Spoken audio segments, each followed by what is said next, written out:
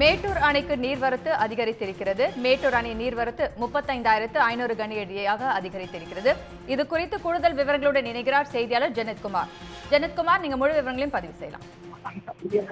வணக்கம். காவிரி நீர்பிடிப்பு பகுதிகளில் பெய்து வரும் கனமழையின் காரணமாகவும் சுற்றுவட்டார பகுதிகளில் பெய்து வரும் கனமழையின் காரணமாகவும் குறிப்பாக பாலாறு, தொப்பையாறு, சின்னாறு போன்ற பகுதிகளில் பெய்து வரும் கனமழையின் காரணமாக மேட்டூர் அணைக்கான நீர்வரத்தானது மீண்டும் அதிகரிக்க தொடங்கி இருக்கிறது.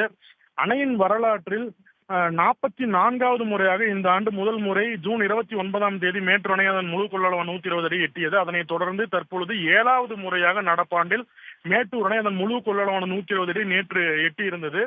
இதனைத் தொடர்ந்து மேட்டூர் அணையிலிருந்து வெளியேற்றப்படும் நீரின் அளவும் அதிகரிக்கப்பட்டிருக்கிறது. மேட்டூர் அணைக்கான நீர் வரத்தானது இன்று மாலை 4 மணி நிலவரப்படி 35,500 கனஅடியாக அதிகரித்திருக்கிறது.